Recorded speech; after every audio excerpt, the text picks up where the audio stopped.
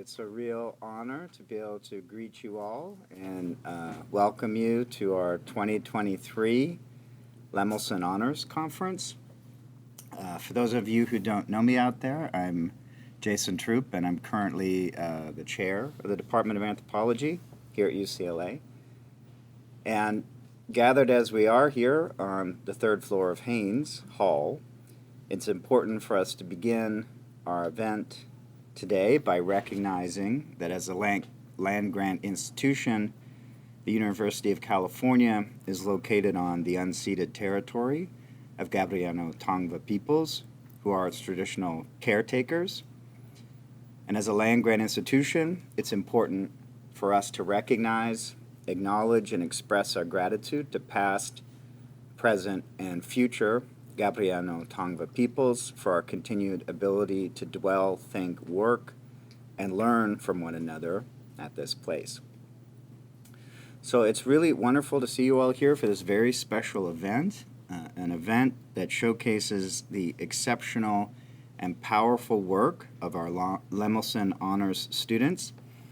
And we as a department are extremely proud of these students, and we're really grateful that you've all been able to take time out of your day to come join us to help celebrate and learn more about their really impressive projects and their contributions. So on that note, I'm going to introduce my friend and colleague, the director of the Lemelson Honor Program, Dr. Aomar Boum. Good afternoon, everyone. Good afternoon to those people who are following us on Zoom.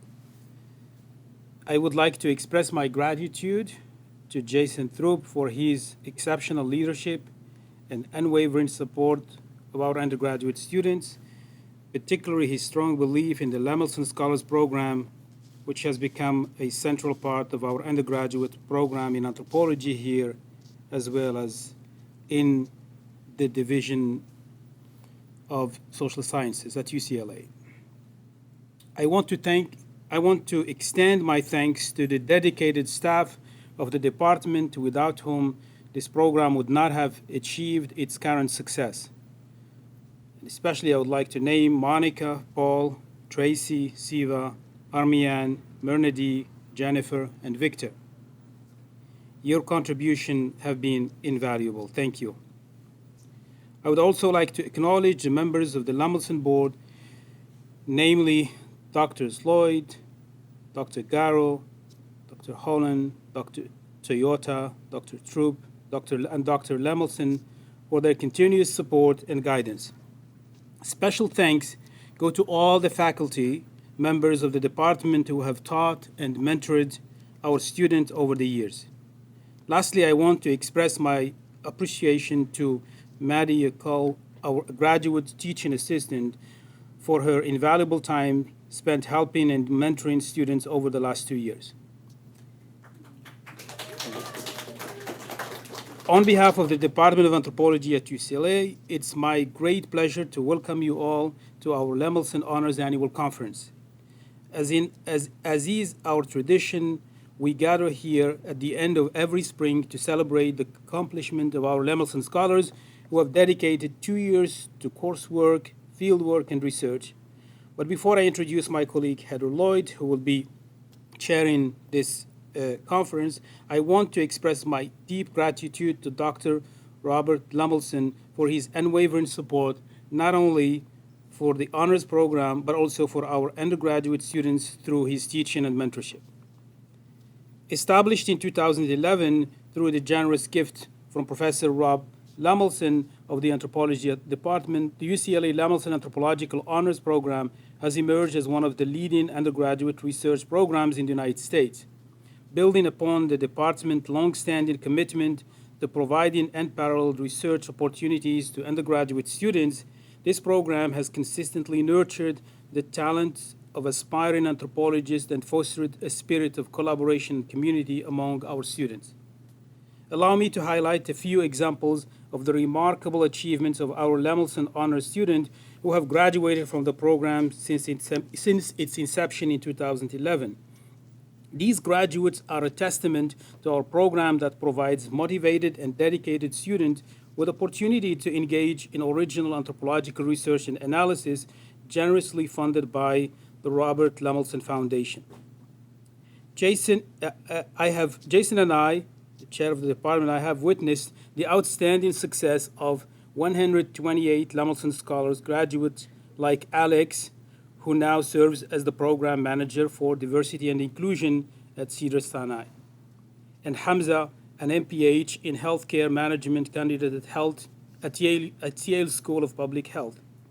Additionally, we have David, a user's experience researcher at SPINS, and Zach, a culinary anthropologist, baker, and expert in remixing food traditions.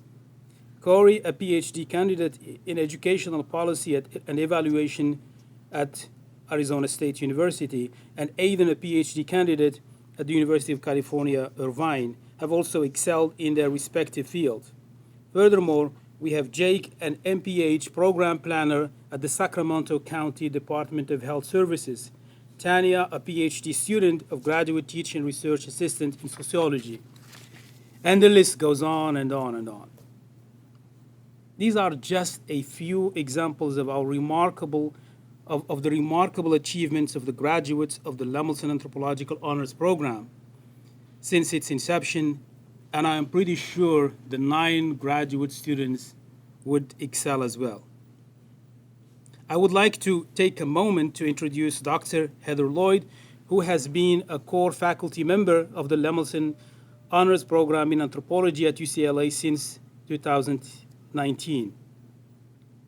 As a principal faculty member, Dr. Loyd has been responsible for introducing students to research methods and preparing them for fieldwork. She has taught courses in the program that focus on writing and publication, a crucial aspects that students undertake before graduating from UCLA. Dr. Loyd works closely with students, guiding them in their writing, presentation styles, and delivery. She also oversees the final conference of the program held today. Undoubtedly, the success of the Lemelson program in anthropology, both within UCLA and beyond, owes much of the positive and constructive energy of Dr. Loyd brings to the program. This is evident from her annual evaluations and the feedback she receives from graduating students who credit Dr. Loyd for their achievements in pursuing graduate education in some of the top departments and universities worldwide. Thank you, and please join me in extending a warm welcome to Dr. Loyd. Thank you.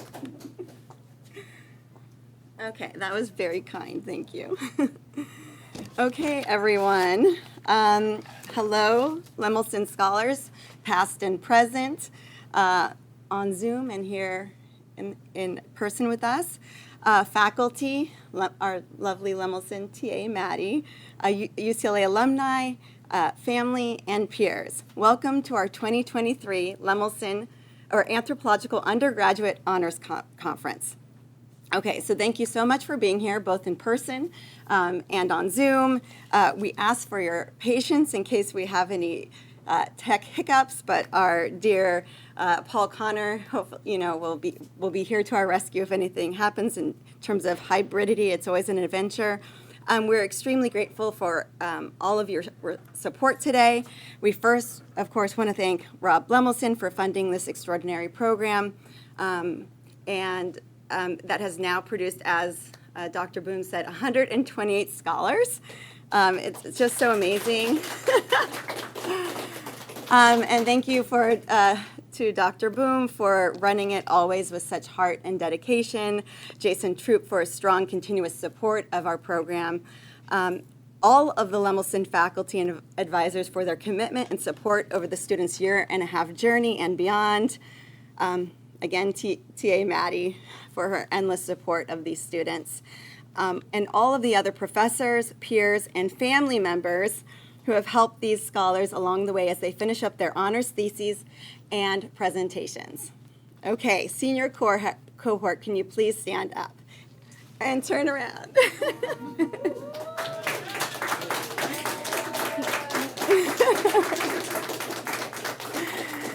Okay, thank you. Okay, these guys joined these guys joined the Lemelson program in winter of 2022, right? Still during times of uncertainty. That quarter, we were supposed to be completely in person, but then we actually started on Zoom, and then halfway through got to see each other again in person for the first time since March of 2020. In the middle, and so they all had to conceptualize feasible research projects that could be done remotely or close to home during the pandemic because things were so uncertain. Everything was still up in the air. Like several cohorts before them, they had to deal with a lot of that uncertainty in one way or another, and these scholars have persevered. In the end, they've put their hearts and souls into their projects and have done really incredible work, much of it focusing on social, economic, and environmental justice and issues of identity construction as they intersect with race, with gender, religion, and beyond. I'm extremely proud of what they've accomplished. And so like in the past 2 years, we've chosen to do a Q&A to discuss students' pre-recorded presentations that hopefully all of you have viewed ahead of the conference instead of presenting their research live through PowerPoint presentations. This allows us to delve deeper into the students' research projects and hear more from them about their findings and about their process. And we found that having the culmination of all of their hard work over the last few years forever documented in their 10-minute video or recording is super valuable. We hope the questions and comments that emerge from viewing their research stories spawn fruitful discussions today. Okay, so for the conference today, we'll have students receive questions and comments one by one. They'll first introduce themselves and their project, and then we'll have the audience raise their hands, either physically here or on Zoom with your digital hands. You can also write a question for the Zoom people in chat for us, and Maddie will help us to kind of incorporate your questions into the conference as well. Okay, so each student's going to get about 10 minutes to answer questions. We have 8 students total. Maddie will keep time for us, and will let us know maybe when we're 1 minute to go, and she'll let us know when it's the last question. Okay, so let's get this show started. First up, we have Tavi. And come on, and you can come on up for the 2. We're going to have 2 at a time come up. Okay, so Tavi. Tavi Lorelle Carpenter. And her presentation is called We're Indigenous from Here, Right Here, California Indigeneity as Understood by 10 Tribal Citizens from the Federated Indians of Grattan Rancheria. Okay, so Tavi, can you please introduce yourself and then briefly tell us about what you studied? And I'm going to change this mic real quick over to you. I'll wait for you to bring that over. Hi, kid. As Professor Loyd said, I'm Tavi Carpenter, and I did my fieldwork in the Sonoma County region, which is about an hour outside of San Francisco, and I was looking at indigenous identity amongst the Federated Indians of Grattan Rancheria, which is the tribe that my family is enrolled in. And for this particular presentation, though, I was really focusing on land and what that means for indigenous identity. And that's Okay, 3 minutes. great. Yeah, that's good. Okay, do we have any questions from the audience for Tavi? Emily. I noticed that, like, when I was going through the site, you decided to, like, build a web page instead of just do, like, a presentation. Like, what made you decide on that, and do you think it, like, more effectively communicated all of your information? Yeah, I think, well, I guess to start, I've been working in digital marketing for about 4 years, so I'm familiar a lot with doing that kind of thing. And what I realized is that in 10 minutes, I couldn't really do exactly what I wanted to do, which is with my film, I wanted to use those clips of my grandmother. I think that kind of personal narrative is really important, especially when looking at identity. However, I also think it's exceptionally important to contextualize it, especially with history that hasn't really been known and isn't known. So I think in this way, I also was like, if people only got 10 minutes, they can just watch the video. But if they have a little bit more time, this is an excellent way to learn a little bit more. So I felt like, and also really inspired by Professor Lemelson, who does do multimedia research presentations as well. I think that's a wonderful way of learning. I definitely learned that way in a multimodal approach. So that was my thought behind that. Okay, Dr. Throop. Thanks so much for it. I thought it was so powerful, and the interview with your auntie and grandmother was amazing, and thanks for opening that up to those of us who aren't part of your family and part of that place and that world.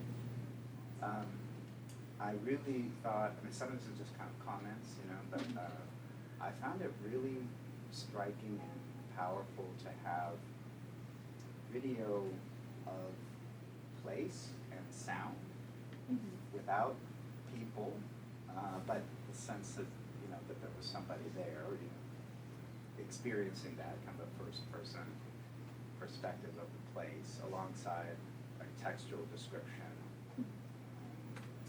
And to see your grandmother, when she was speaking, was also super powerful, very different from the soundscape.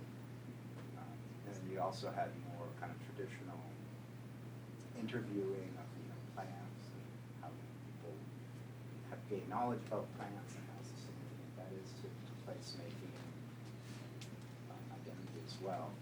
So I guess one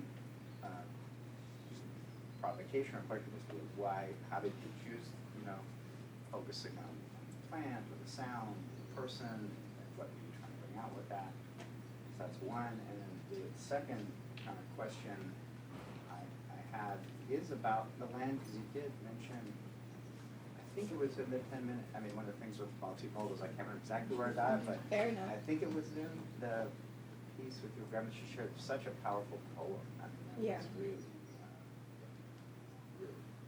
something beautiful and hard to hear, the content. But at some point you said that land, is really central and important, but doesn't have to be, thinking about. So I guess I wasn't, I think I said it can't be. Yeah. Because there is some, I think that this is sort of goes into, I'll answer your first question in a second, but goes into this, I think a lot of times, my experience, there's kind of like a, my birth mother calls it like an Indian wash, a pan-Indianness that occurs. And I think that it would be kind of almost irresponsible for me to say that indigenous identity is solely attached to land. I don't think it can be. There's too much aspects of land dispossession. Just as I don't speak my ancestral languages. No one in my family, since my Auntie Vernia spoke their ancestral languages. That doesn't make us any more or less Indian. Having said that, in this region, it was impossible to not say that land isn't this exceptionally important, almost unexplainable aspect of being an Indian person. And I kind of grew up with that with my grandmother, but it was sort of reaffirmed with my interviews as well. And kind of thinking about, I think a lot of times we look at land as being something that's material and looking at what it means in terms of resources. And even when I think about kind of looking at what knowledge we gain from the land, that's also, a lot of it can be looked at through a lens of materiality. But that's not, it's something that's beyond that. You know what I mean? And so I think my experience in the fieldwork that I did and my understanding of what my elders have shared with me is that we come from the land, and so we're not separate from it. It's not something that we own. So I think in a way, I guess I look at it as kind of this is how who I spoke to understands their Indian identity. And at the same time, I don't think that that's a single definer. If you don't feel connected to land, maybe that's something else that's going on. But that doesn't mean you're less Indian, Just like not speaking your languages or not knowing your dances and songs, it's not a fair thing to say because of what's happened here, I forgot your first question. Well, you had about multimodality of how you chose to use sound. Oh, So like a landscape and sound versus a person, using poetry, and then something that's more, seems like a more familiar kind of interview about plants and knowledge. And again, the person's not in the plant is, so how you chose to focus on. So I went up to Sonoma like a couple weeks ago, I think about a month ago, and I just filmed everything.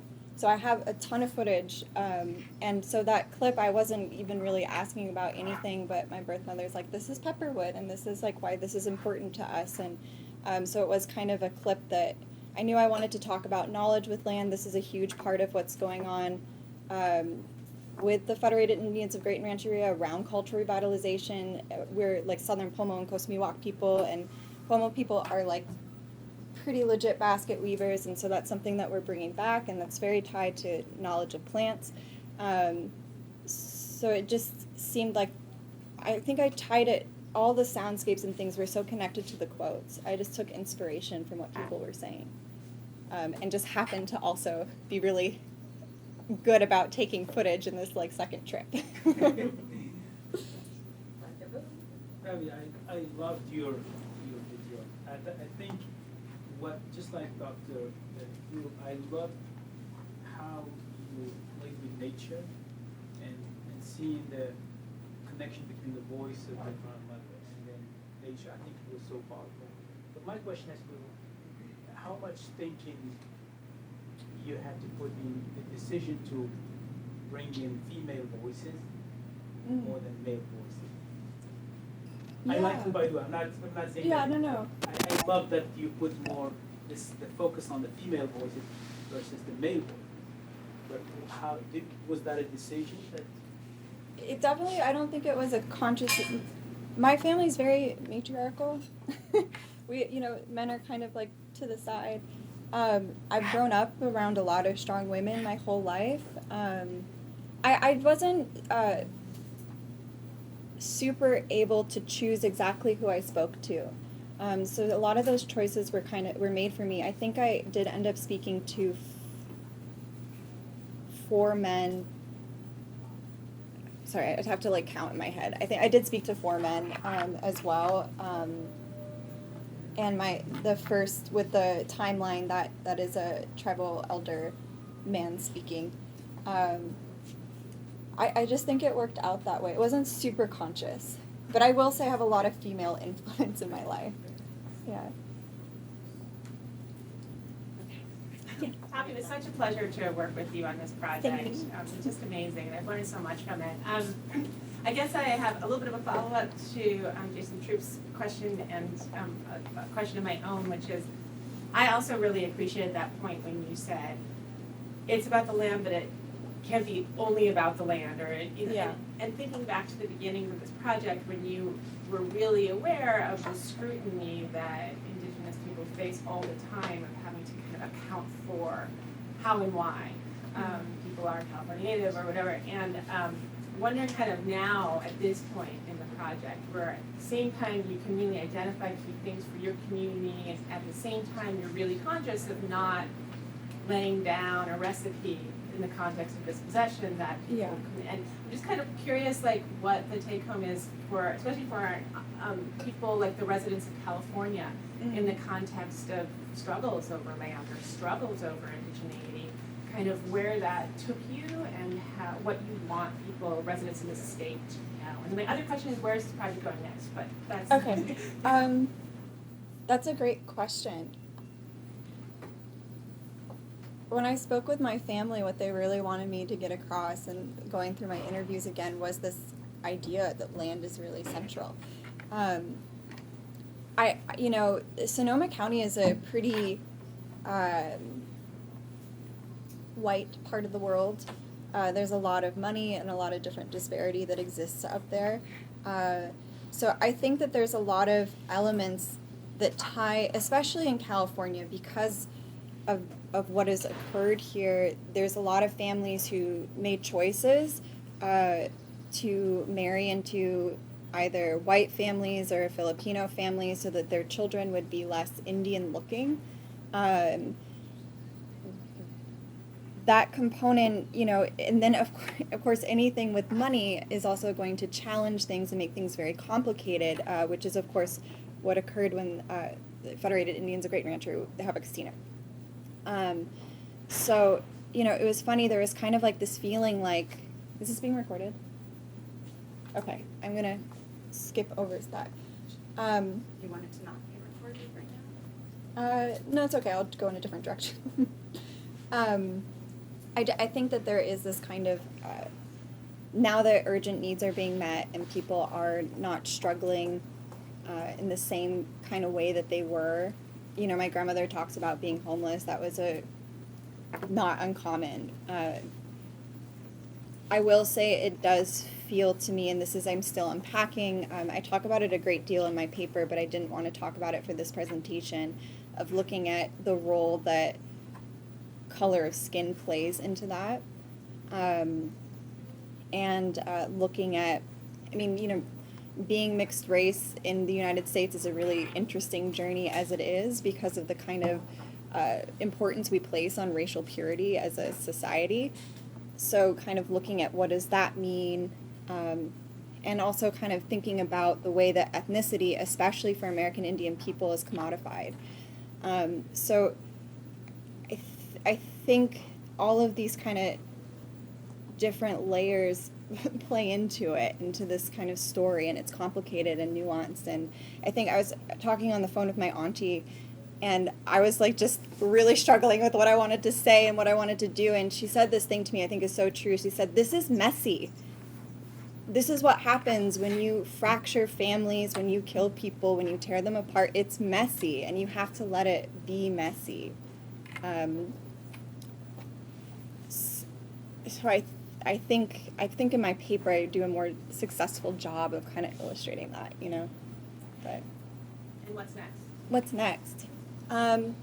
Well, definitely in alignment with this project, because I was only able to speak with enrolled tribal citizens. I think that an important part of this is to also speak to people who are not enrolled, because that's a good majority, and it's even within families. I'm not enrolled for reasons I'm not going to disclose, but that's an important component. It causes challenges within families as it is, and so that would be, I think, another area I would like to focus on. And also I think it's so important, or I feel like it's so important, because American Indian identity is so complicated and nuanced. Getting any story, any narrative, personal narrative, is so important. So I think continuing in that process would be important to me. Thank you, Tavi.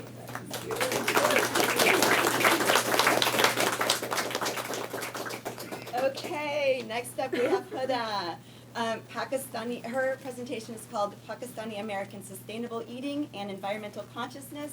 Can you please introduce yourself and tell us a little bit about your project? Yeah, so my name is Huda Rasul, and my title is Pakistani Americans, Sustainability and Environmental Consciousness. And so basically I looked at Pakistani Americans in the OC, LA area, and I looked at their food consumption habits by interviewing them. And then I looked at how that translates into sustainability, and I found that they are practicing sustainability, but it's through their cultural and religious beliefs, and then also has an aspect of their economic status. Mm-hmm. Yeah.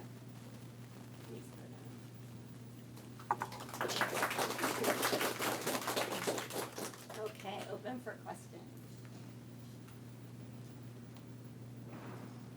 Okay, it's Emily and then Jason. Sure.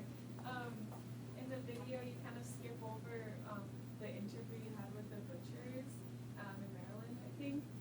So if you could give a little blurb on that, that'd be cool. Okay, yeah. So in Maryland, the butchers that I interviewed, they talked more about the butchering process and what happens to the physical, the meat itself that isn't being consumed. And so I skipped over it because that's not very that's not something that's super available to everybody in California, and so I wanted to have the video focused on California specifically. But yeah, in Maryland, the two people that I talked to, they go to farms themselves, and then they sacrifice the animal, and then they told me that the entrails and the organs that they do they don't consume are either they're buried in a pit with a bunch of other entrails and organs, or they're resold by the farm that they sacrifice the animal at. Yeah.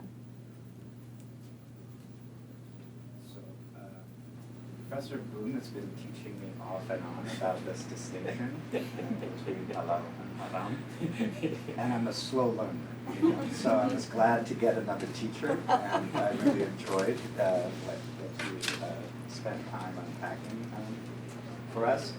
But I think I wanted to hear a little, I think two things. One is maybe a little bit more on the gender piece.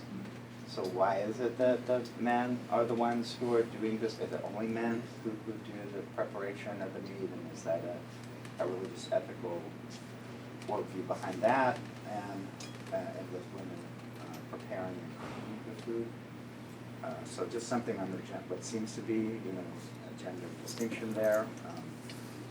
And then I guess some thoughts on, I love the term environmental consciousness. I wonder though, when we start to think about different religions, whether the environment appears in the same way, because we can imagine an environment that's just like a physical material place, and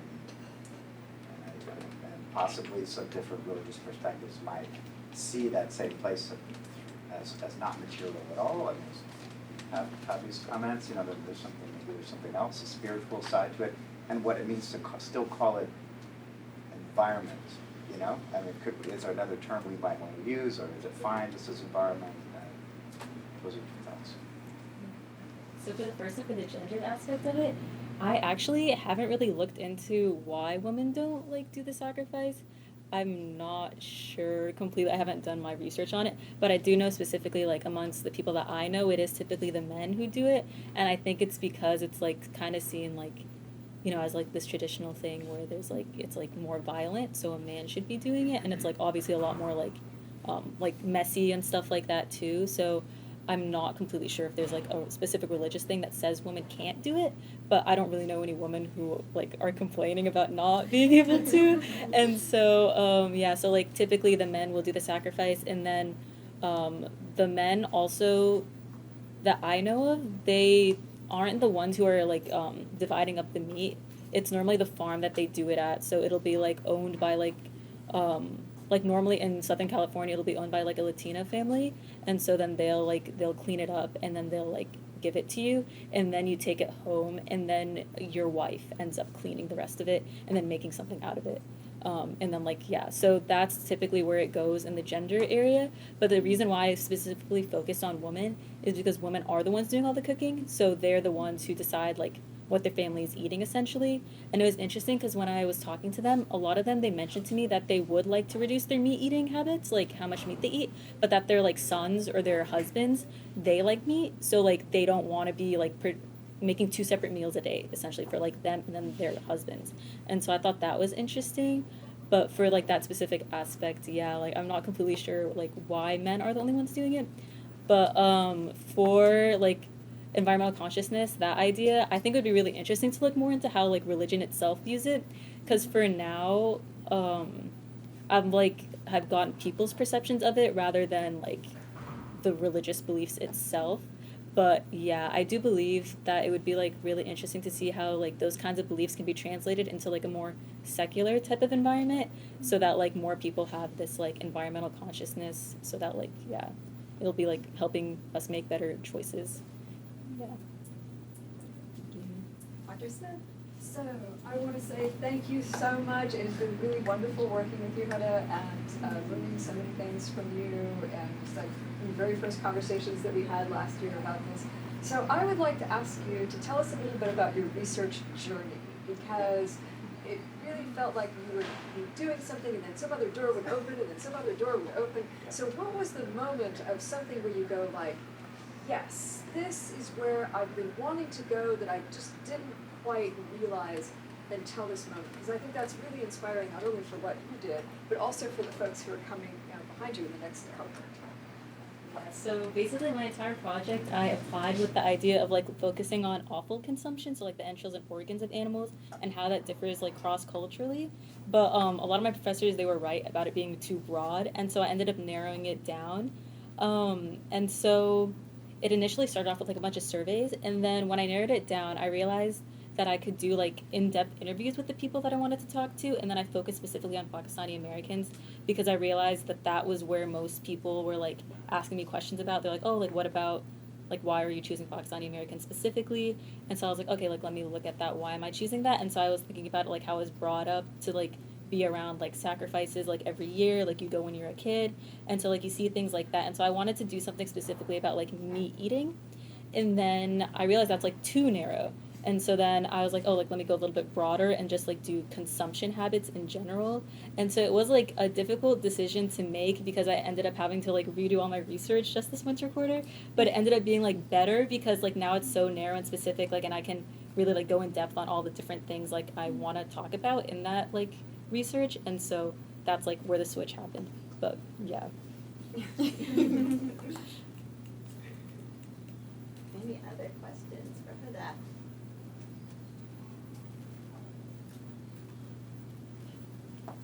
Okay, thanks, Huda.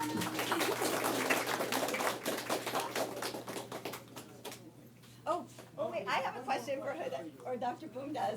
Okay, what's next after you graduate?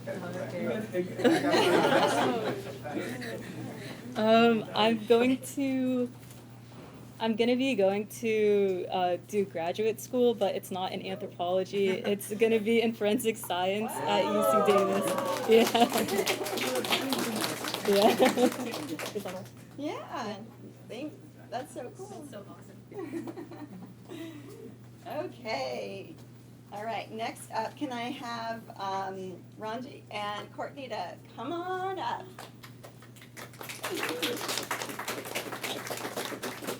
Okay, so first we have Rongji, his presentation is called Materialization of Power and Identity, Exploring the Rise of Early Gold Use Tradition in Northern China from 1300 to 221 BCE.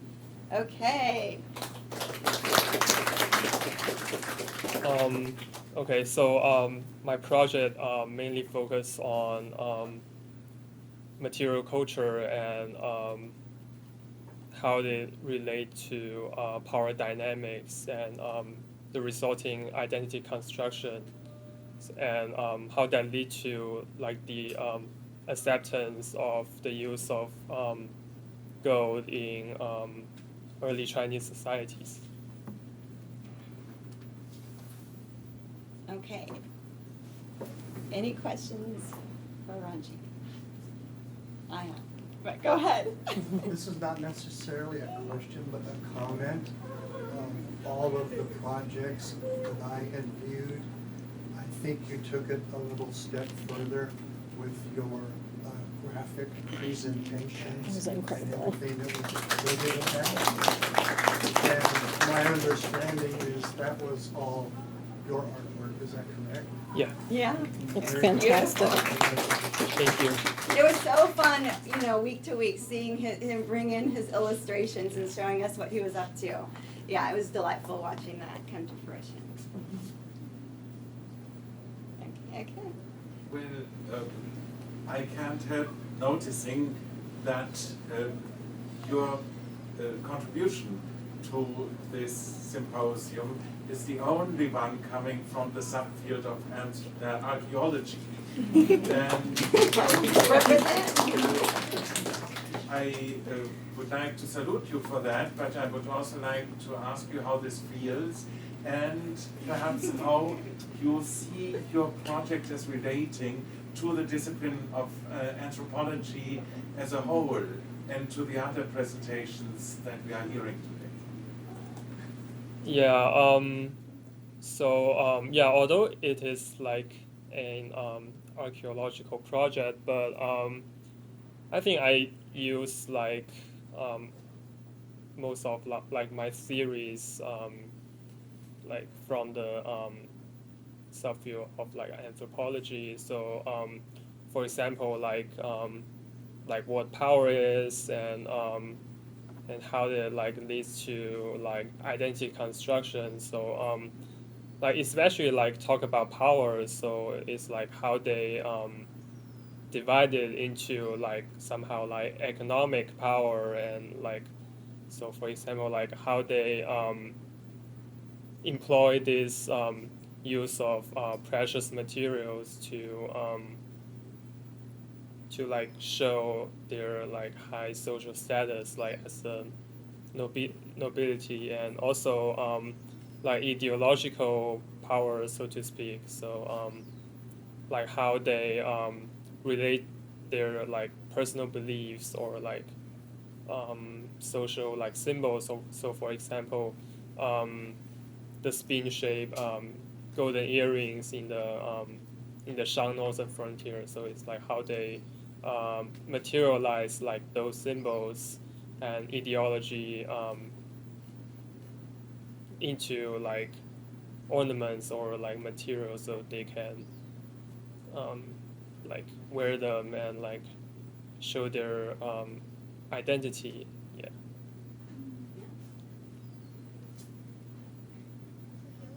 I really enjoyed your video. I thought you did a wonderful job. And something that I noticed was how much information was really packed into that short video.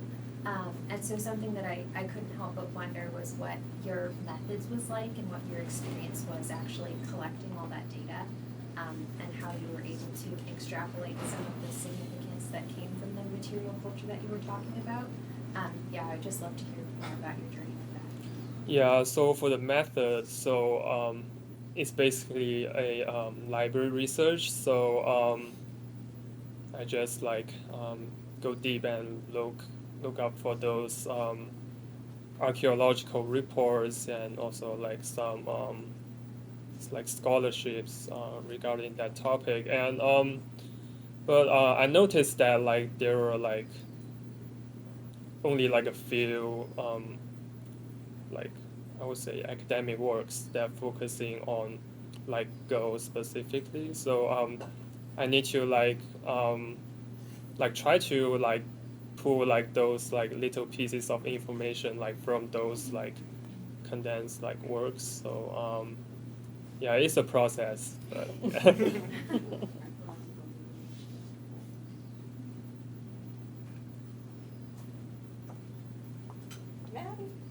I really love your project, Rongji. One question I have is, can you maybe talk about some of the challenges you had? Because when we first started talking about your project, we were saying we're to be able to go to China, and then you mentioned now you did a lot of like library work and looking at reports.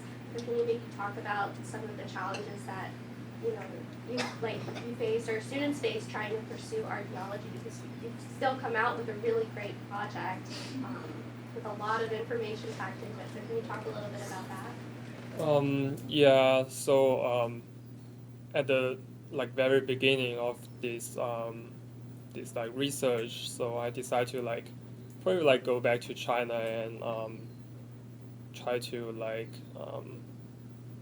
look at like some of the like artifacts like in real life, so to speak. But yeah, like due to COVID, but I also noticed like there are like I mean like digital materials like up there like online and in like academic works. And also I noticed that like most of like the artifacts they only exist in academic works. So yeah, that's like how I'm feeling. And also another difficulty that I'm facing is like how to like organize like everything together. So it is definitely a challenge. Yeah, to try to like find and like employ like I would say like related anthropological concepts. So yeah.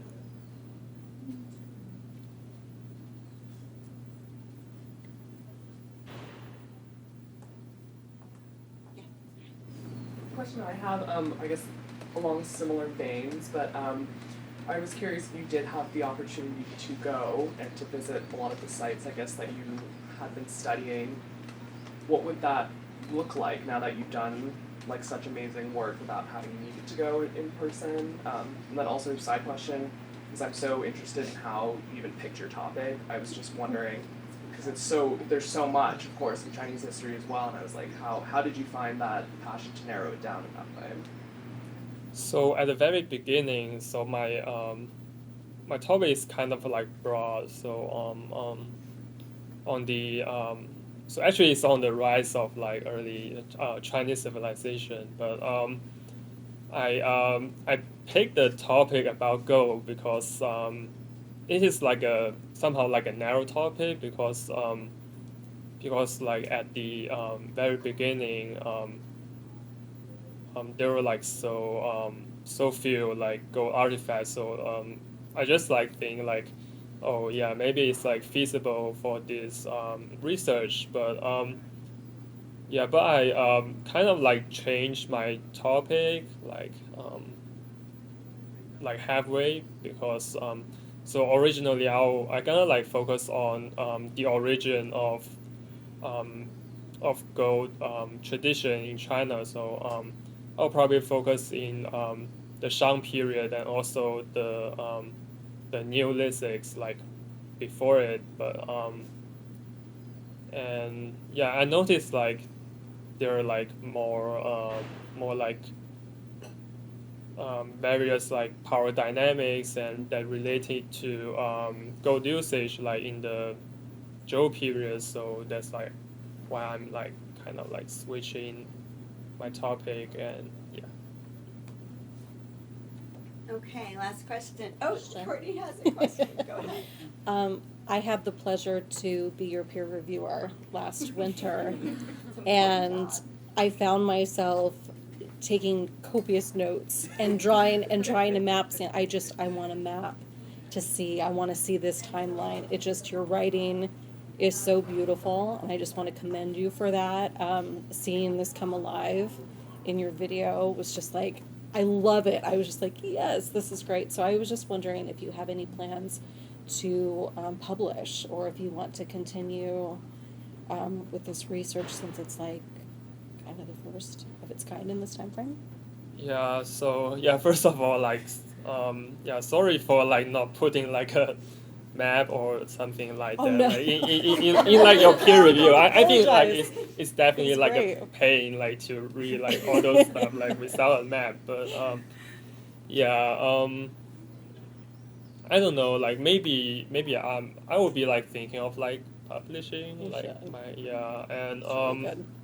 so yeah, I think I will have like a future like expand on my current works on like to probably like focusing on like how the gold use tradition like how they like enter like through the Eurasian steppe and also Central Asia. So I think that would be like another interesting topic, but like related to the gold use tradition like in the Chinese end.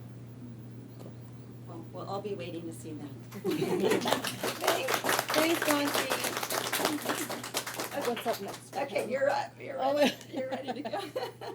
Okay, Courtney is up. Okay, her presentation is Picturing Culture, a critical look at cultural representation in children's picture books and intentional inclusivity practices at the Los Angeles Public Library. So please, yes, state your name and what you found. So I'm Courtney, and with that long title, I don't know how much I can add with what my project was about, but I initially started with looking at cultural representation in children's books solely to chart kind of a timeline from inception to now to see how it has evolved, and then later on in my research I just really fell in love with what the LA Public Library is doing and how they are basically resisting the norm, and I found that kind of very late in my research and pivoted because I just thought this is something that really should not be ignored. So it's a little marrying of both. Okay, first question for Courtney. Oh, Dr. Lejeune is online. From Mexico, yeah. Can you hear me? Yes. Great. Yeah, okay. Sorry I can't be there, Courtney. I am in Mexico where it is raining torrentially outside. Oh, no. Thank you for taking the time away from Mexico to be with us. It's been a pleasure to work with you. Although the project strayed a bit from archaeological, but it's been really wonderful. And I really hope you end up entering the field of libraries in some way and making a difference in it.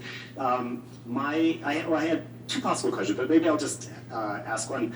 Is you end the video, which is wonderful, also the illustrations of it.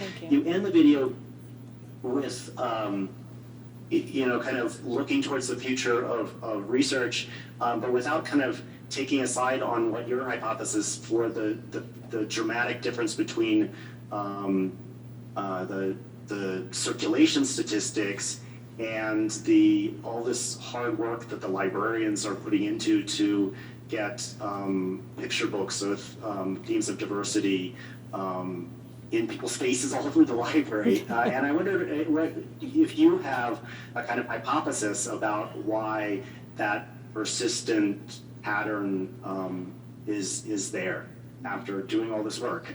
I was curious. So pure speculation is just fine, but I'm interested in what you think what your hunch would be about what the explanation might be. Yeah, I have kind of a two-dimensional hypothesis of why it's happening. Number one, I think on the circulation report, a lot of those big name books that have been around for forever are on it because they're the most popular and have the most history, perhaps. So I think that part of it is that, and then the other part is because of what I observed in the library with the patrons just being, almost exclusively diverse. I think that there is something perhaps going on with the act of checking out books, and through research and literature, there are other hypotheses and evidence that show that for a long time people were very apprehensive to get library cards and check things out because of fees, but most of that is going away now. Libraries are no longer charging fees, but I think that still has influenced kind of the act of going to the library, the culture of going to the library to look at the books and then go home instead of perhaps always checking out. So I think it's a little bit maybe of both of that. Courtney, Yeah. I love your work. I have two questions. Sure. One question and the one comment. My question is to you, have you encountered any discussions with the librarians over the digital part? So what it means to be moving from books on the shelves to now people reading at home, and what does that do to the whole culture of reading to kids and the whole economy of children's book. My second question is mostly about what does it feel like to be doing this research at this moment in this country where librarians are under attack? Thank you for asking that. I appreciate it. I'll go back to your first one first. It was an intentional choice to kind of omit the effects of the digital world on libraries, just because at the outset of the research, I was so focused on using archaeological methods of looking at books that were found in the physical library, So as that changed, and then it was juxtaposed against the display and the visual component of what was in the library, I felt like it was just like one too many things to kind of put in the research. I will, however, acknowledge that just because of my knowledge and because of what I've, seen, because I'm a library nerd, is digital access is completely changing how people use libraries. So there is definitely something to be said about that. And perhaps going back to Professor LaShore's question, it could be that people are accessing things online too at home. So there's that. And then as far as the second question,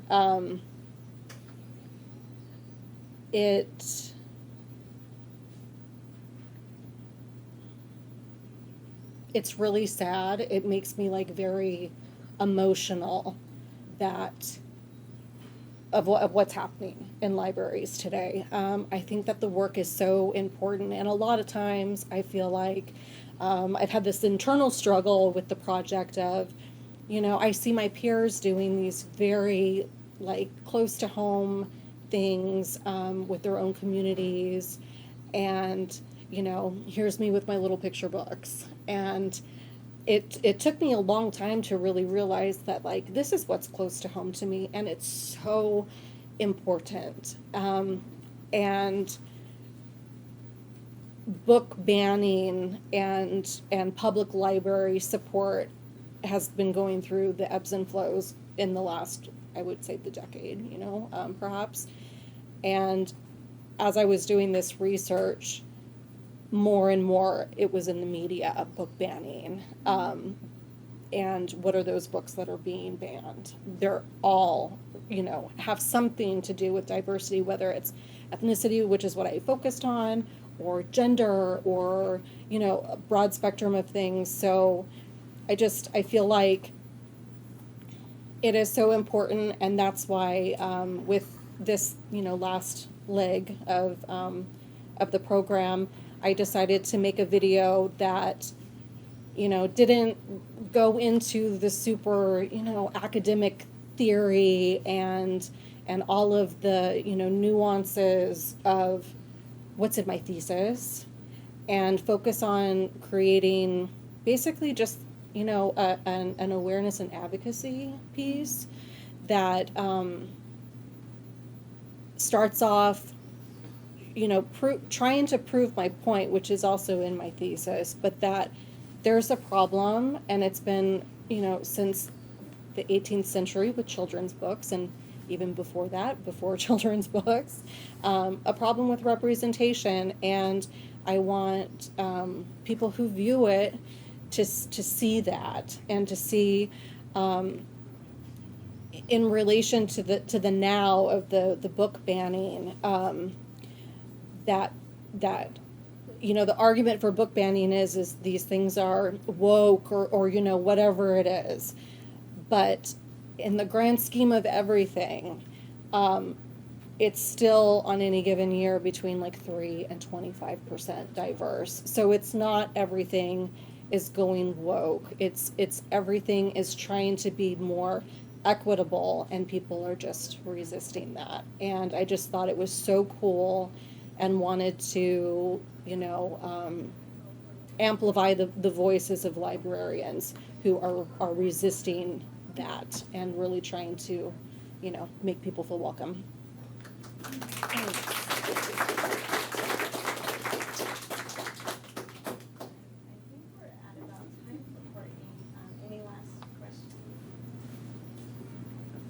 Okay, Courtney, what's Anybody? next? What's next?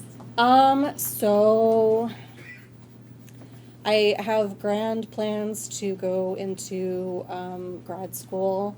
I'm taking some time, and actually after I graduate, I'm going to be taking a couple chemistry classes to brush up on that, and I'll be, I'm just a glutton for punishment. So I need some chemistry classes for prerequisites for, there's a program that I'm pursuing in New York City at NYU that is a combined Masters of Art in Art History and Masters of Science in Book Preservation. So yes, I'm going to preserve books and hopefully, if I get my wish, children's books and pop-up books. Thank you. Thank you so much. Thank you both. Okay. Next up, can we have Sean and Paola?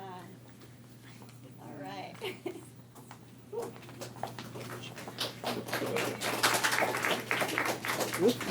That was a lot. Okay. First, we'll have Sean Sugai. I mean, this is a very long name. I'll let you pronounce your whole name. Thank you. No, it's all good. And his presentation is Stories of Skin, Race, Beauty, and Afro-Asian Indigenous Relationalities in Diasporic Philippine X Hawaii. Yeah, thank you. Okay, can you introduce your name and then what you studied? Of course. Hi, everyone. Nice to meet you all. My name is Sean. My pronouns are he, him. My full name is Sean Katsuhei Peralta Sugai. Katsuhei is from my dad's side. Peralta is my Filipino last name.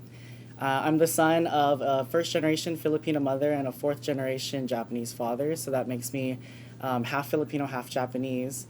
I was born and raised in Hawaii, and this project is something that really touches back home for me. My project explores anti-Blackness through the lens of beauty in diasporic Filipinx Hawaii. So essentially looking at first and second generation Filipinx settlers in Hawaii and how they perpetuate anti-Blackness and how that essentially ruptures cross-racial solidarities. Thank you. Okay. First question for Sean.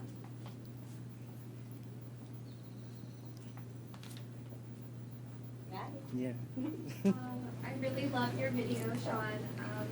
So my question is kind of if you can elaborate a bit about your personal experience, like coming to this project, and then now that it's complete,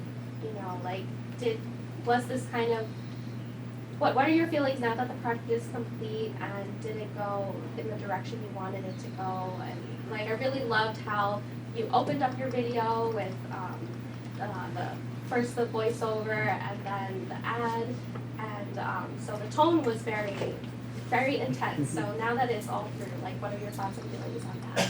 Thank you for watching it, Maddie. I appreciate it. And also, thank you, Maddie, for following me through this entire journey. I really appreciate it.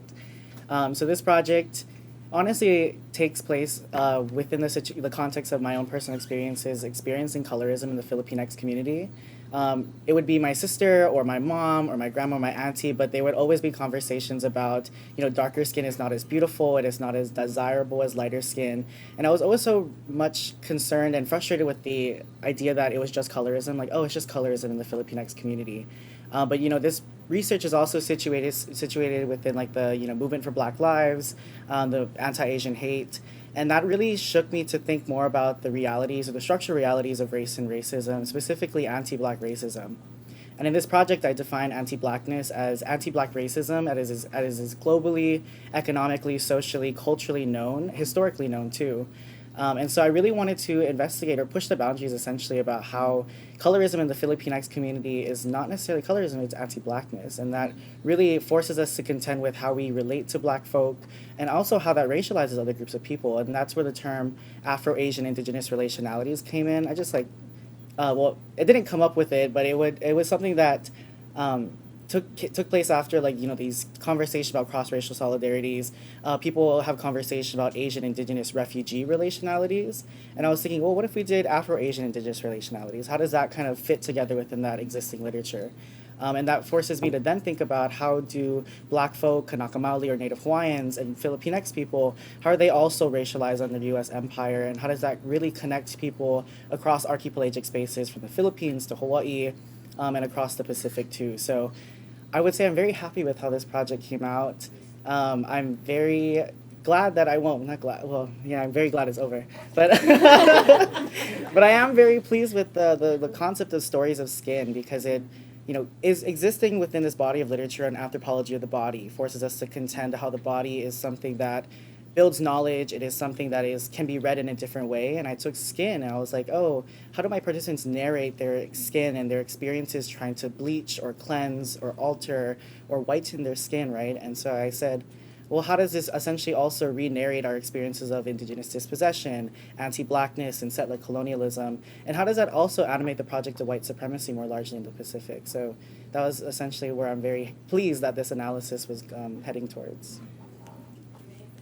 Thank you. Yeah, I thought it was a fantastic presentation video.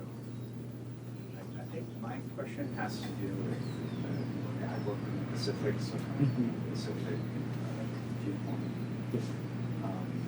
If you could say something about, I mean, I guess two things. One, there's some particularities of racial dynamics in Hawaii, and whether there's something happening on the ground there that's different from what might be happening on the mainland. Yeah. Thinking about how, what possibilities there are for collaboration and support across, I mean, even within Pacific Islander communities. So I work in Micronesia, and there's a lot of anti-Micronesian sentiment within Hawaii. Yeah. And the Micronesians are put on the lowest, by which they mean Chinese. I mean, there's low there is very low. A lot of anti-Micronesian sentiment, behavior. So I guess just somebody speaking broadly to why in particular that and how that affects racial dynamics and how that affects some of the arguments you're making.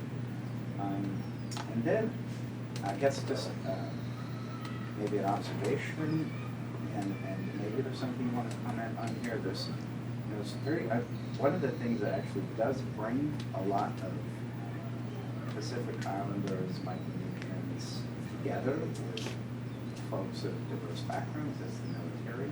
And as uncomfortable as that is, for me, I see the military as the gap where I work, and I'm very happy. And you think about those histories of dispossession in places like Hawaii and other places in the Pacific are tied to U.S. expansion.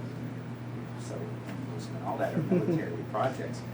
But the kinds of connections and friendships and family, so there's Oxnard, a huge Japanese group that are all tied ex-military, military. All their friends are African-American folks and Filipino folks, and who also have these long military connections and traditions, and those relationships go outside of, once they leave the military, they still have this connection. So I guess that's more like sort of an observation that there could be an unlikely place out of which some forms of connection and relationality and solidarity could emerge, even as unlikely as the military experience itself. So, yes. No. To answer to your first question, there is a color blindness and a race blindness in Hawaii, I would say. That's also where my frustration with this project emerged because, when I was filling out the IRB or when I was even doing my interviews, I couldn't really readily just ask somebody, well, what are your experiences of race in Hawaii? Or they would say, oh, racism exists. There's anti-Micronesian racism, but not really anti-Black racism. They would say we discriminate against, Micronesian people, but racism is not really an issue. And so ethnographically, for me, that was challenging. So I kind of had to shift gears and say, well, how do I then investigate how do I investigate race through beauty? And I would ask participants, what do you feel is beautiful to you? And, my participants would say lighter skin. And I'm like, well, how does that relate to race then?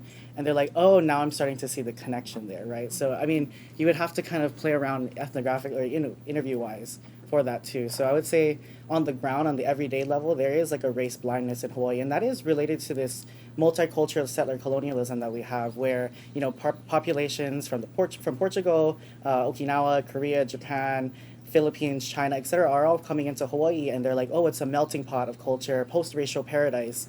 And that really complicates the idea of settler colonialism because people are like, oh, there's so many people of color here. That must mean that diversity exists, racism does not exist. And I feel like that gap there is also where I'm trying to contribute to.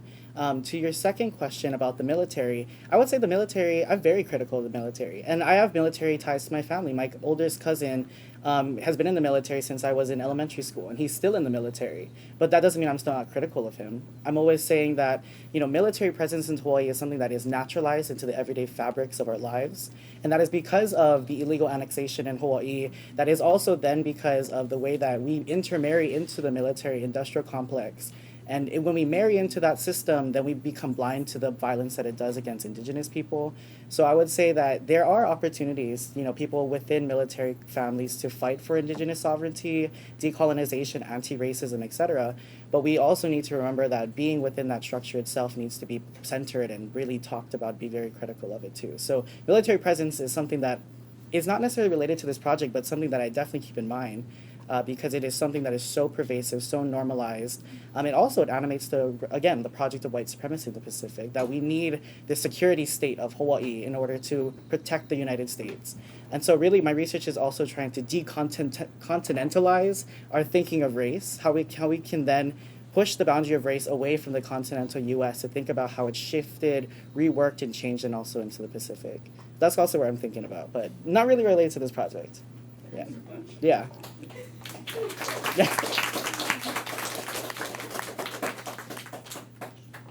other questions? Go ahead. I just want to say that it means so much. I've said this to you already, but we met freshman year and haven't seen each other since after the pandemic. And I just saw you him upon walking in here. And I'm also in Lemelson, so it's just so inspiring to just see where you come.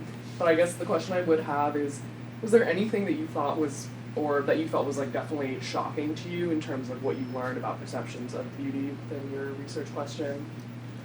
First off, love you, Georgia. Secondly, to answer your question, I would say, just from my own personal experience, I was not necessarily really surprised. I was also just more so interested in how Black people are implicated within these anti-Black comments. It was not just necessarily questions about beauty, like they would say, lighter skin is more beautiful, darker skin's no good, that's why we have to bleach or cleanse. But then my grandma would also say things like, well, don't marry a Black person or don't date Black people. So it's like they don't that connection from dark skin abjection and undesirability is also related to the abjection against Black people, dark skinned people, etc. too. So that was the connection that I was really trying to forge in this argument. You can't take out the idea of beauty from ideas of love or how we build these connections, because that essentially is how you build community, how you can love each other beyond impasses of race, beyond differences and of belonging and identity. So that's also something that I was trying to figure out in this project, how we can connect dark skin abjection to discrimination of anti-Black racism. Yeah. Thank you for that. Okay, thank you. And what's next for you, Sean? I'm going to be a college counselor at Fairfax High School through UCLA. So yeah, I'm really wanting to. Thank you. Yeah, I'm really passionate about higher education accessibility, specifically for Asian American Pacific Islander people. But then also maybe thinking about grad school, essentially in that pathway too. But for now, I really am passionate about working with youth in LA. Thanks so much. Okay, next up we have Paola. And Paola, her presentation is called A Discourse Divided, Cultural Appropriation in K-Pop and Navigating the Online Fandom. And so Paola, can you, I guess, introduce yourself and what you study? Yeah, hi, I'm Paola Jasso, and you just heard my title. But I looked at cultural appropriation in the Korean pop industry and how fans online, particularly on TikTok and Twitter, talk about it. And I found that, because when I first approached this topic, I was really dead set on just the observation that there's one part of the fandom that wants to defend the cultural appropriation performed by particular K-pop idols, and then the other will criticize it. But that was that. I wasn't really saying anything about it. But I think to the help of my professor who started this program, I was able to narrow it down to the idea that K-pop stans online feel socially responsible for criticizing cultural appropriation in the industry to assert an identity as a K-pop stan that distinguishes them from this sort of crazed fangirl stereotype. Okay. Okay. We have a first question for Paola.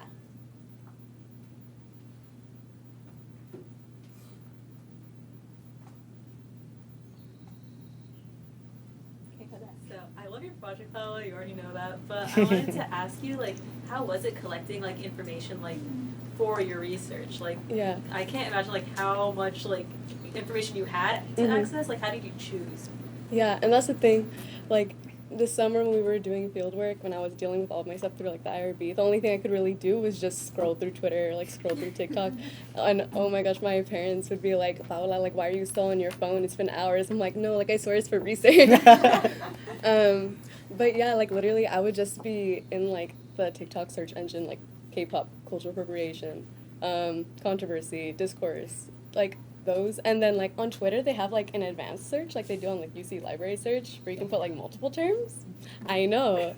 But, yeah, it was difficult in the sense of, like, trying to get people who wanted to be interviewed, because, like, I was using, like, I'm gonna out myself as, like, an old K-pop stan from, like, middle school. So I was using, like, my old, like, fan account and talking to, like, my old mutuals. Like, hey, like, do you want to be part of, like, this research study that I'm doing? And they're like, no, I think I'm okay. But I was able to get two. One of them goes to school with us here, and then another one is just this TikTok influencer that talks about K-pop and just, like, the cultural and political significance of it. And I was following him for a while, so I was surprised that he wanted to be interviewed because my own mutuals didn't want to be interviewed. But yeah, it was pretty difficult in the sense that, like, I had no clear direction of how to go about it. But hopefully it turned out fine.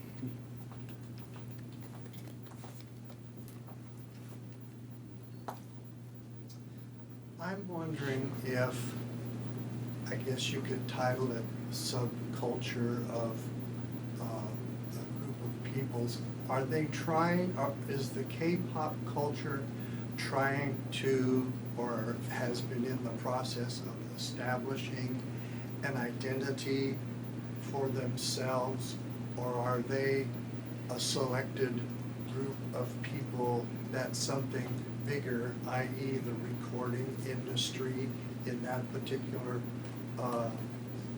space for people is driving that? And as we've seen music over the years, it ebbs, flows, things are popular, things are not popular, and is the desire to, okay, I need to get out of that now and start living a life that's maybe a little more productive or a little more adult. I just wonder, is it cultural identity or is it driven by something else? Yeah, could I ask, are you referring to the K-pop fans themselves or the K-pop idols who are appropriating it? I think the concept as a whole, but I see that the fans are very loyal based on your presentation, and their supporting of it kind of keeps it cohesive and together and building.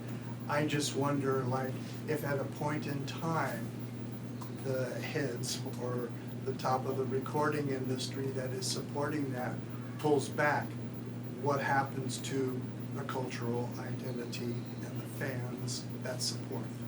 Yeah, that's a really good question because I briefly touched on this, like, in, like, my little presentation about how one of, like, the biggest things that bothers the fans that criticize cultural appropriation in K-pop.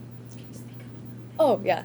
One of the biggest things that bothers the fans that criticize cultural appropriation in K-pop isn't just the cultural appropriation itself, but rather the intention by, like you said, like the Korean record labels of, like, well, why exactly are you taking on these styles? Because Black culture and, like, African American culture has been the driving force of the K-pop industry since its inception, with the first K-pop group literally being a hip-hop group, basically.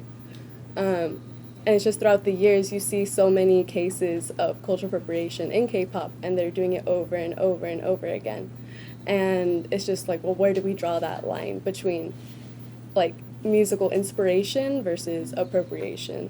And like we're seeing now as like Latin artists like Bad Bunny or Peso Pluma or artists that are like reggaeton artists like Bad Bunny, where he's been at the top of the charts for like the past like maybe year now. And it's sudden and it's out of nowhere basically. And because the Korean record labels are seeing this pattern, they see what's at the top of the Billboard charts and they're like, oh, we need to hop onto that. And suddenly we're seeing like reggaeton tracks in K-pop, and they're also sprinkling in like Spanish words in their music because they know it's what's gonna sell. Yes, I think we have online, we have Diana. Diana? Hi, first of all, I just want to say, as a junior cohort, Lemelson, you guys all set the bar high, so thank you very much for sharing your work with us. My respects. I was kind of curious along this line of that question that was just asked right now, because, you know, there have been ideas that even to create these these discussions online, at the end of the day, I feel like the question that I want to ask is like, what's at stake in terms of like creating these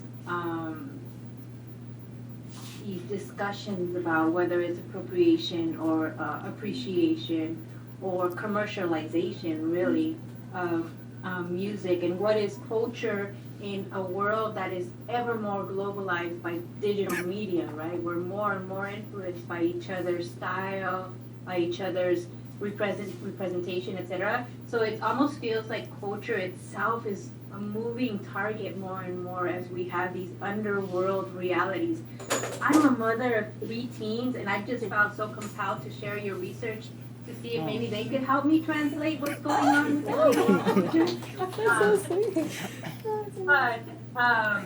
but you know, I'm also always intrigued about how online discussions can really also influence the market.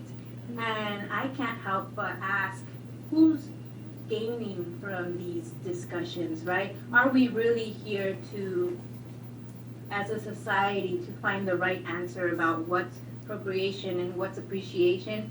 Or I would even, conspiracy theory over here, say there might be some bots in there wanting to pick fights because the more clicks, the more market, right? I don't know what your sense is as you've done some of this online research, because the reality is that a lot of our interactions are now online. Thank you so much for that question, and thank you for sharing my research with your kids. Oh my gosh. But to sort of get into that question, I think what's at stake isn't necessarily tied to the Korean record labels themselves, because we've seen in the past that these artists could be called out multiple times, like over and over again, but we still see no change. They just put out like a apology statement, hopefully it gets brushed under the rug, and then a few months later it's the same thing again. So I think what it really is just for the sake of the K-pop stan like themselves, like wanting to separate themselves from this idea that all K-pop stans are rabid, angry fans that just will defend their idols at all costs. And it was especially interesting because just the way that the TikTok and Twitter algorithm work, it's gonna show you like the content that you're most likely to interact with or most likely to agree with. And a lot of my mutuals are also people of color. So that was like a big driving factor as to like who I was able to interview as well.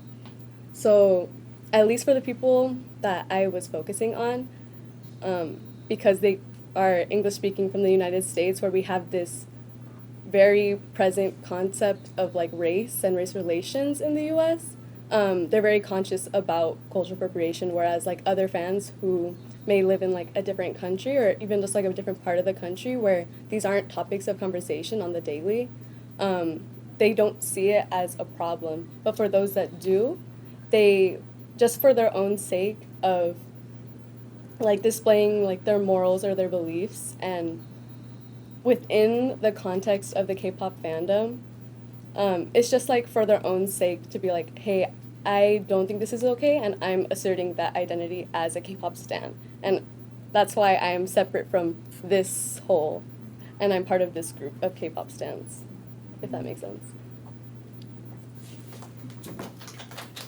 Any more questions? Emily? I have a question. Like when I think of like cultural appropriation with K-pop, I actually think of like the fans themselves, and I know there's a lot of like Asian fishing and even people doing like cosmetic surgery and stuff. Did you ever think about going down that route? Yeah, no, honestly, I'm so interested that you brought that up because I've been like a member of this community since I was like 13. I've seen all of that, and it's such like a rabbit hole to go deep into that honestly I didn't even think to like bring that up in my research. So hopefully maybe like for further research I could go into that, because that is definitely a topic of discussion just like within that group of K-pop fans that I'm talking about right now that call out cultural appropriation. They're also calling out the appropriation of other fans who fall into the category of the defenders. But no, I did not dive into that portion, but I definitely will in the future.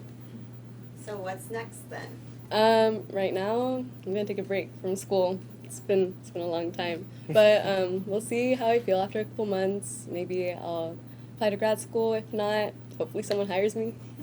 But yeah. All right, thanks so much.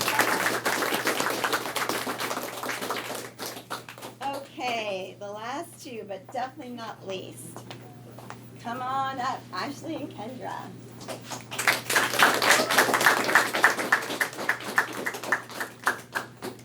Okay, first up, we're going to hear from Ashley.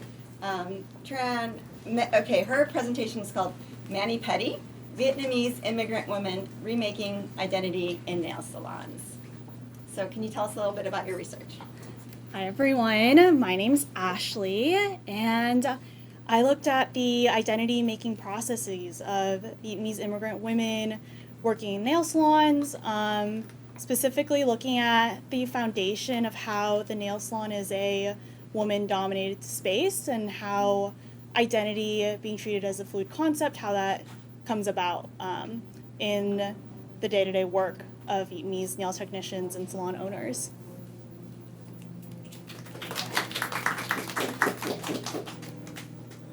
Okay, first question for Ashley. Okay.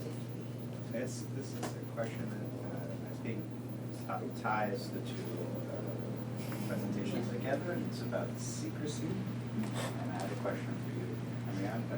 So, my first thought about, speaking Vietnamese in the salon has to do with this ability to say out loud things about the clients, about what's going on in the conversations they might be having with each other. Or I'm also interested in a comparison with like the hair salon. So where a hairdresser, depending on the person, but those relationships can be like kind of confessional, this weird kind of public confessional. Yeah. Your hairdresser is going and asking about your kids and your this and that, and the person next to you is talking about their lovers or something, and it's like you're right next to each other, and it's this kind of full thing happening. But the hairdressers can't really talk to each other about, can you believe that person just said that to me? Right, whereas that could happen in this context, of the nail salon. But what I don't know is whether that's the same relation, like whether the person who's getting the nails done talks to the person doing the nails in the same way they would talk to the hairdresser, and if it's a different dynamic, that's also super interesting and could say a lot about power, race, and gender, a whole bunch of stuff. But so I guess the question is about how much of this, the language, the code switching, having people who are Vietnamese speakers speaking Vietnamese in this place, how much of that is like keeping certain kinds of knowledge within that group and being able to keep the secrecy in this very public space where you're doing something that's also difficult work, certainly difficult work. Yeah. No, I definitely think the code switching, especially going into Vietnamese, being able to have those conversations you said between like nail technicians as co-workers or a nail technician salon owner, that is essential. Like, that is something that really is holding the space together. I think it is also a huge driver of why Vietnamese women, when they immigrate, they choose to go into this industry and continue to stay in it for like decades until they retire, because it does become this like safe space and this space of empowerment for just women to come together and just, you know, have conversations about supporting each other, whether that be like stuff going on at home with their husband or their kids, to things like, because they're immigrants, like talking about citizenship, how do you support your family who's living in Vietnam, and establishing those like transnational connections. It is vital. It is something that really drew me to the place and like makes me want to like continue this research. That's what fueled me, because I grew up in my mom's nail salon, and that's how I became fluent in the language, was just sitting at the salon and hearing these ladies speak Vietnamese, use Vietnamese with them. So yeah, the language is super important. It's super special. I will confess, yeah, like sometimes they are gossiping about their customers. There have been cases, you know, like online where someone's like, oh, I like recorded them and like did a Google Translate of what they said, and they were like talking trash about me, and like, yeah, that does happen, but like, you know, like, I mean, it's gonna happen, but it's not like as bad, I think, as they make it out to be. And I think what's more special is being able to find this space when you move to a new country. Everything else feels foreign and you feel very isolated, and you can come into work and speak the language that you used to speak. One last thing. Have you seen the documentary Nailed It? Yes. By Adele? Yeah. Okay. Yeah, I watched that. It came out right about the same time as I was applying for this program. Yeah. I think we have oh gosh, so many hands up. I'll go online. Yeah, I'll go online first. Yeah. Hi, me again. I have two questions. You mentioned that, you know, you grew up in a nail salon. How did your anthropological perspective, if anything, change or shift your view of a nail salon? Even going through your research project, I kind of think twice, or kind of think more with more awareness about like getting my nails done and stuff like that, because in a way, as a consumer, you contribute to, I guess, negatively and, you know, also positively to market. How has anthropology kind of impacted your view on, you know, your childhood or your experience in a nail salon? And the second question is, I can't help but ask, has there been any research done on really some of the toxins in the environment that can possibly impact the technicians in that sense? Mm-hmm. Yeah. So for your first question, I think for me, having this anthropological foundation gave me confidence to look back on the space that I hold very near and dear to my heart, and feel good about sharing these stories. So I think in a way it kind of like validated my experiences, and with that, the next step would be to encourage other people who may not have like such personal ties, but, you know, they still get their nails done, or they still have some kind of connection to the nail salon industry, to see these stories and to see all the dimensions of the people that they're interacting with when they step into a salon. And then for your second questions, there's a lot of work on the health impact toxins. There's more and more of a push to develop more safe products to use in the salon, and some salons are now like being certified as like a clean salon and using like organic only products and all these things. So I think it's super important. I'm really glad to see that shift, because as I mentioned, these women will work in the industry for decades, and so it does take a toll on their health. I didn't focus on that specifically because I think I wanted to just leave it open to hearing stories and lived experiences and thinking about identity as a whole. But as someone who's interested in going on to medicine and pursuing that as a career, I think that's where like looking at the health impacts will just naturally make its way into my work. So kind kind of following up on Professor Throop's question as well, I just have this thought about sort of like the ego of like customers going into a space like that to even think that people would be talking about them is always something that I've thought about, because it's like being in nail salons, it's like people are always, like people are like, oh, I feel like they're talking about me. It's like that's not necessarily what's happening.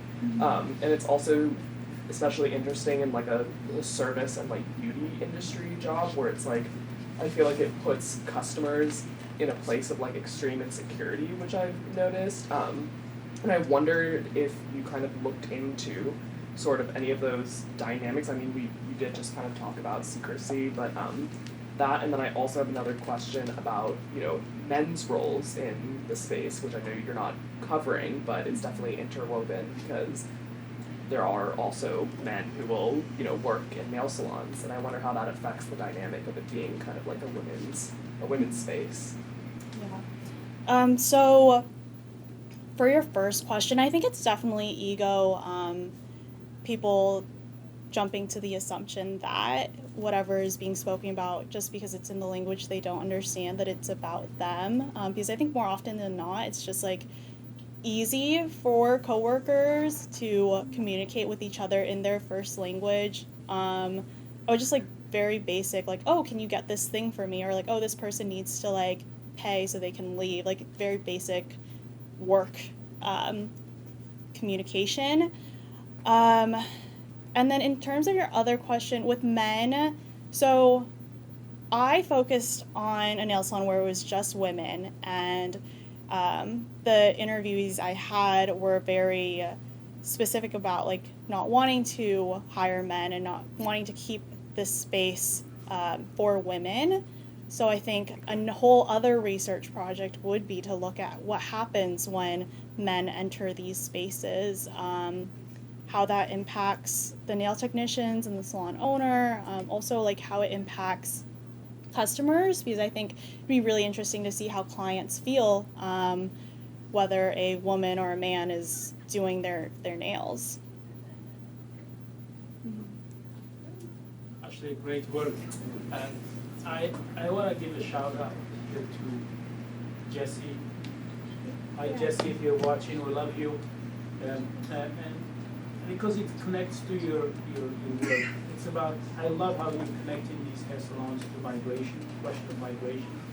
And given Jessie's work too on avoiding women in Paris, have you thought about this global comparative perspective of the work that you're doing here in the US? Yeah, I have definitely. I think that's like another like future direction that if, in a perfect world where I was able to pursue all these things, that is definitely something I want to look into, because the nail salon industry is growing in Vietnam. And it's on a spectrum from like someone having like a really small salon, like my grand aunt, like having a salon right next to her house where she does hair and nails, and most of her customers are just her neighbors coming in, and it's very friendly and welcoming, versus like upscale salons in like Saigon that are catered to tourists, and making them feel, very pampered, coming in for like relaxation, spa. There's a huge spectrum, and it's developing, and so it would be incredible to look into. And what's next, Ashley? Yes, I mentioned medical school. Not sure fall or next year, whenever that will be, but yeah, definitely practicing medicine and integrating anthropology in everything that I do in that field.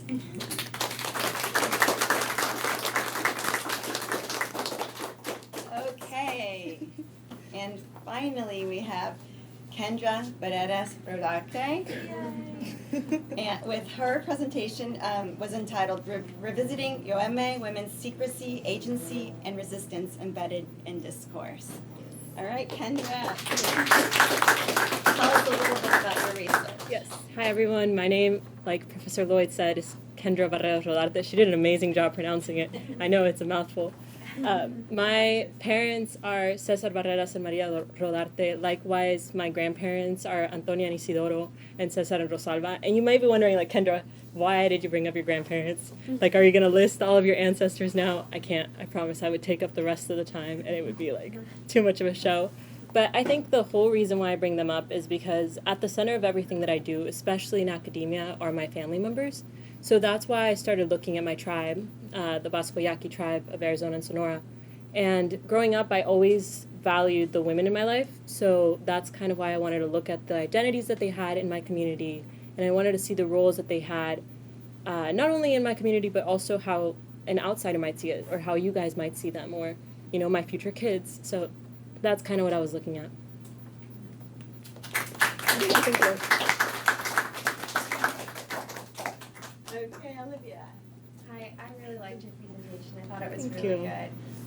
Something that I noticed immediately was how there were things in your video, how you really explicitly mentioned that you couldn't talk about them or you didn't want to talk about them. Yeah.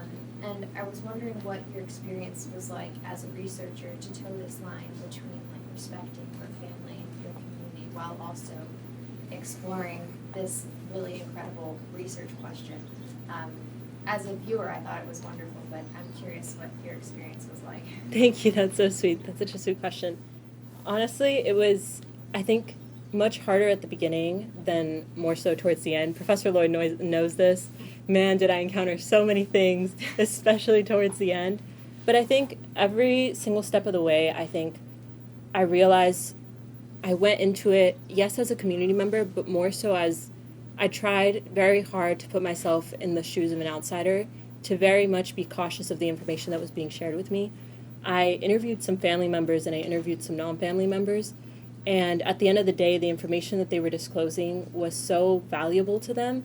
I think I talked to people for like 8-9 hours a day over meals.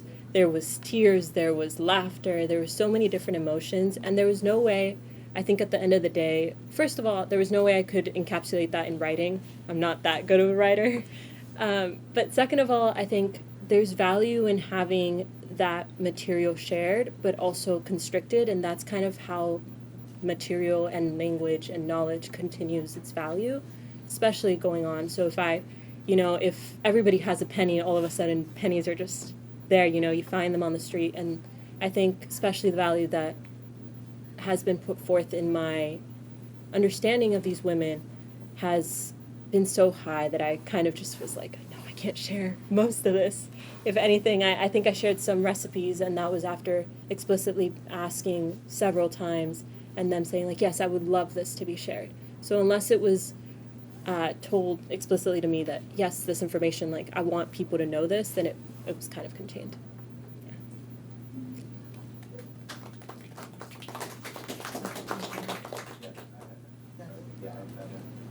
Yes. Secrecy. I've been thinking about it ever since you brought it up. I was like, I'm super fascinated with secrecy, and it was a major part of my research as well. And where I work in Yap in Micronesia, it's knowledge doesn't circulate outside of relations and very particular ethical relations. So this idea of being able to take something and extract something out of those relations and say, here's the knowledge, is not how it works on the ground. And that's within families, between households, between villages, everything. No one has access to a whole. There is no whole. It's all from a perspective. And at first that was very frustrating for me, just thinking, well, I'm going to have a blank dissertation. But then I realized that secrecy itself is the phenomenon. Right? So how are people hiding? How are they concealed? Why is that important? What kind of a relation comes out of secrecy and concealment? So in the online presentation, I think the term used was like hiding in plain sight. And it was a very powerful statement, and I was thinking about it, and I guess, and maybe it's not an answerable kind of thing, but I was very curious because you talk a lot about movement and like forced migration, settler colonialism and being uprooted and rooted, being surrounded by folks who want to cause harm. So how much of the secrecy and the valuing of secrecy and is a response to that kind of entanglement in the settler colonial situation? How much of it preceded that and was always already part, and maybe it's just not answerable, but I was wondering, because it seems to me like it would be, just thinking about the Vietnamese case too, like the idea to be able to speak out loud about something in a public space that is only getting communicated in there's 7,000 speakers of Vietnamese. I can speak a bit. My Vietnamese niece lived here in LA with me for 4 years, and it was such a powerful thing to be out in public and to speak Vietnamese to each other about whatever we wanted, any one of us, and it was like no one knew what we were saying. Nobody. I mean, guaranteed. It was an amazing thrill, but also you could feel like this was our space. It was like this weird, intimate public thing. So I can imagine, I guess sort of like that's like a third angle to it. So what do you think on the secrecy part? How much of it is about this historical political context of being uprooted and having to move and having to be safe and having to find places where you could share things? How much of it was always already there in some respects? I think a great deal of the secrecy aspect was as a result of the forced migration that these women had to, or these families had to encounter. The harm that was being imposed upon them and kind of the identity that they were forced to take forced them to hide who they were. And I go back to what you were saying about hiding in plain sight. That's really what kind of pushed that to the forefront as a main line of defense. But I do think that secrecy preceded even just the events of 1492 and even just interactions with other tribes and other groups of people before then. I mean, when I was my first day of fieldwork, I actually was talking to Chayo and Chime, who were the women in my film, and they live right in front of each other. And to this day, they still hide their mole recipes from each other. And they were like, you just helped me cook it, but you cannot tell Chayo, like, what was in this. And I was like, do not worry, like, I won't tell her. And Chime, when I talked to her, she was like, did you tell her? Like, she was asking about, like, said ingredient, if ingredient was there. And I was like, no, I didn't tell her. But I think that itself is part of the information that was previously contained. I think there is a fun in having something that is your own, and especially in times of harm and of times of difficult times that a lot of people experience, not just my tribe, a lot of other tribes, a lot of other communities. And if that thing cannot be material, like I made these flowers up here, but sometimes my tribe couldn't make flowers like this or couldn't have a fun time in consuming coffee or making a meal, then really the only thing that they could have fun in is keeping a secret and having that thrill of like sharing an information like, oh my gosh, Professor Throop knows this about me, like I hope he doesn't tell anyone else. So I think there's a part of it that preceded it, but I don't think it was as much in the forefront as before, as now. Okay, Courtney. His question just kind of like made me have an aha moment with watching the video, with reading parts of your thesis and then hearing things in passing that you spoke about your research. This hiding in plain sight, you have, I don't know if it was intentional or not, but you've continued that and used visuals in your video to hide in plain sight. And as someone who just like loves visuals and is also like a super big Taylor Swift fan, like I know you are, with hiding those little Easter eggs. Yes. Like I love it. I love it. Thank you.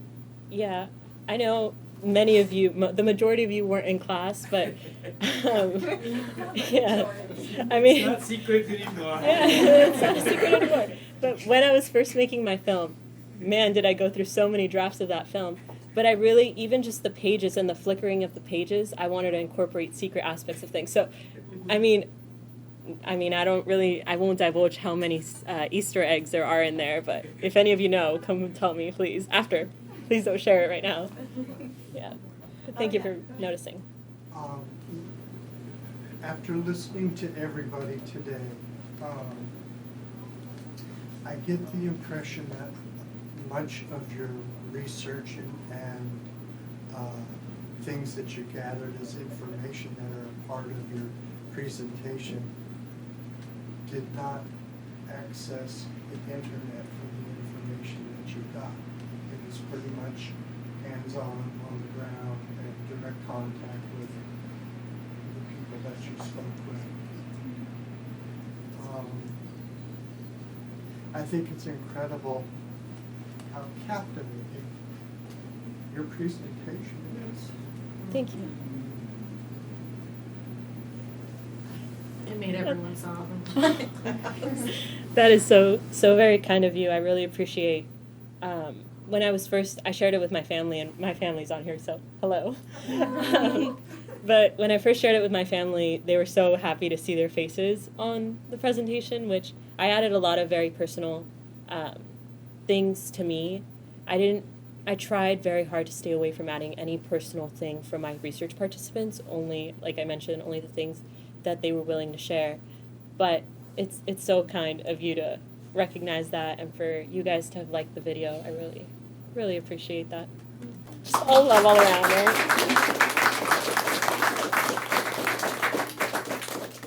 Diana, did you have a question?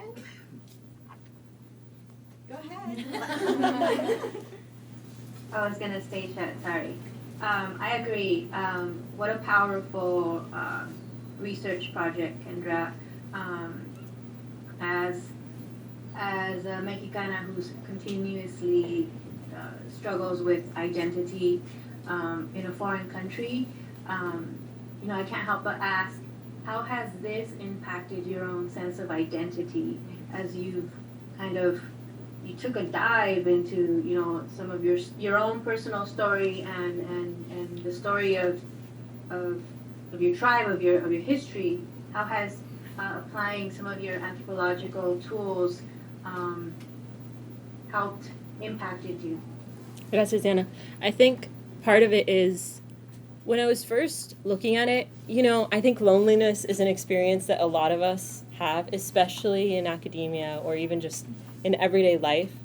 And I don't think you notice how far away you are from home until you go back and you're like actively in home and in community and talking with people for so many hours on end.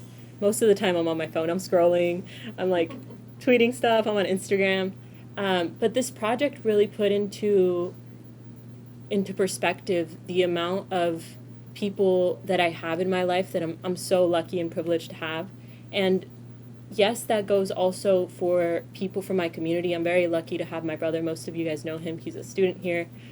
So I'm very lucky to have him and be able to have conversations about our culture and about our identity every day because we live together, so that's cool. But even then, I think this brought into perspective the idea of community and the idea of being able to have conversations with Diana or Yvonne or Sean and everyday life, just talking about like the silliest of things. If any of you know me, like, man, I talk about being stuck in the elevator or just like losing an earring or very random things, but it's all about that sense of community and sharing knowledge. And I think the definition of knowledge and the definition of language is something that can be constructed very easily and can be swayed into different people's lives. And I'm very privileged to be able to do that, even in this space and in my day-to-day life. So I think as a whole, it was a learning curve because I realized, like, man, I miss my mom, I miss my grandmother, I miss, like, a lot of people in my life that either have passed or are very far away. But it also put into perspective the amazing Lemelson family that we have and the amazing community that we've built here at UCLA. I'm a very sentimental person, as you can tell. And Kendra, what's next? I love UCLA so much. Yeah, I'm going to stay here for grad school, so. What are you going to study? I just love anthro so much. I'll be studying anthro, so She's stuck with us. Yeah, honestly, one topic that I couldn't really, my thesis was getting too long at some point, so I was really interested in migration and seeing the value of women as a whole, not necessarily in a contained sphere of like, oh, Mexicali or Torim or Arizona, but more of just like I'm here in LA and there's women that are, you know, in Inglewood and there's women that are in other places. So I'm really interested in seeing the migration of women and how that impacts the way that governments see their value and tying that to missing and murdered Indigenous women and seeing if there's like a human rights advocacy perspective that I can take. Yeah. So.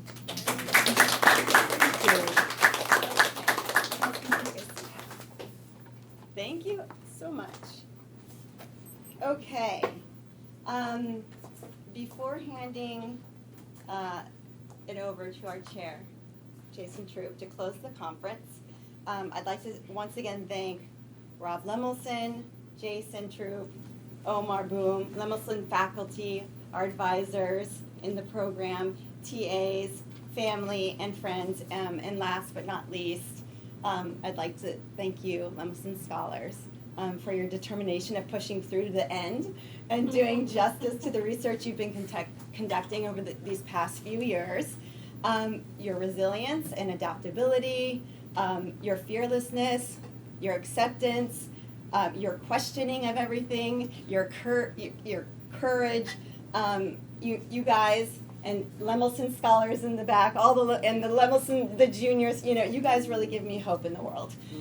So good luck to the seniors as they are graduating and go out into the world to do all amazing things. And so, amazing job today. Stay in touch, please. Yep, oh, please stay in touch. Thank you.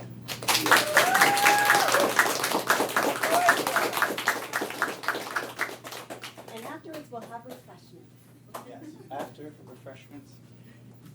So we're at an end, but I want to thank two people. The first one is Aomar Boum, because Professor Boum has put his heart and soul into this honors program for years. He's been the backbone of it. He spent countless hours advising and talking to students, and he cares about this program so much and about our undergraduates so much. So thank you, my friend, for all that.